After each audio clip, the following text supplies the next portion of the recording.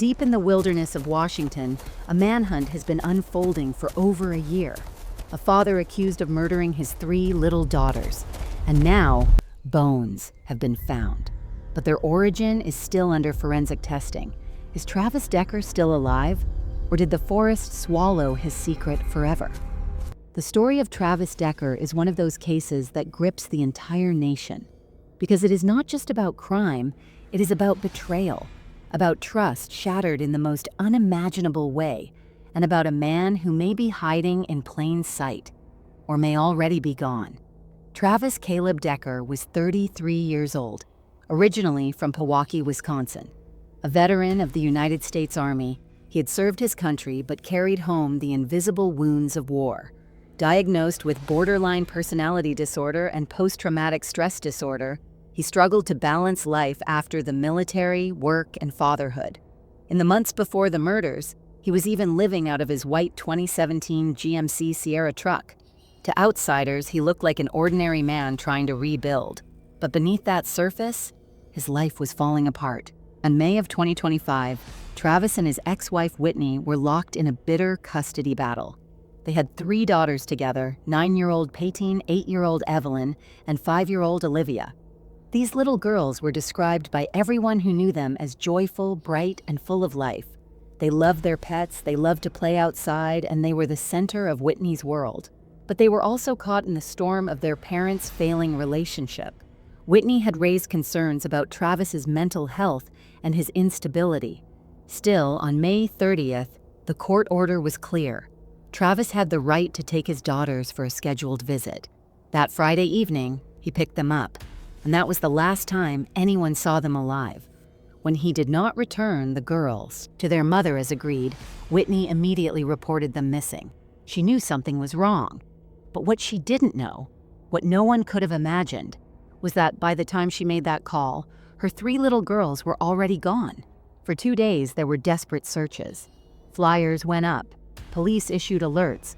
But curiously, no Amber Alert was ever activated, even though 3 young children had disappeared under suspicious circumstances. Instead, an endangered missing person alert was issued, a move that drew criticism and sparked outrage across Washington. Many argued that if an Amber Alert had gone out the moment the girls vanished, there might have been a chance to save them.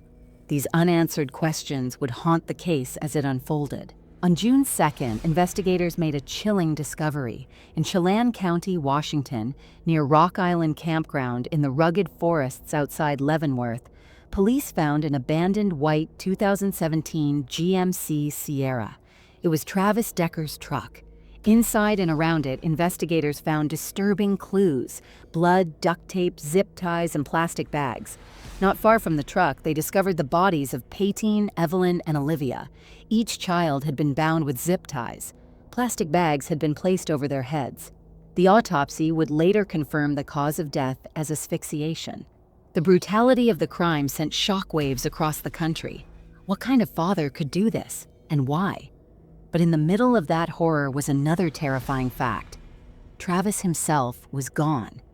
No sign of him near the truck, no body, no note. It was as if he had vanished into the wilderness. Authorities immediately launched one of the largest manhunts in recent Washington history.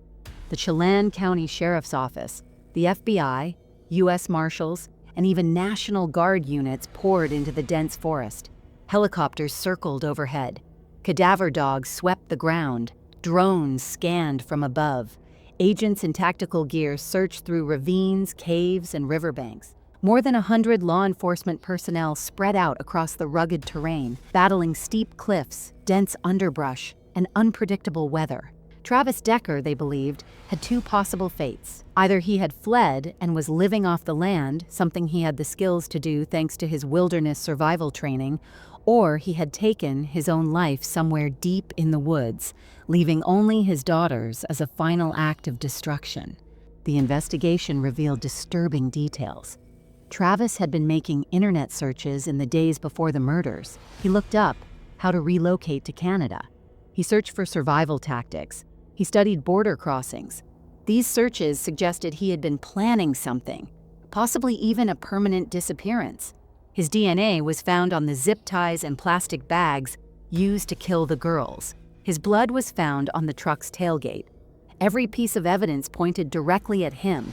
He was the sole suspect, and yet he was nowhere to be found. The manhunt dragged on. Tips came in from across the Pacific Northwest.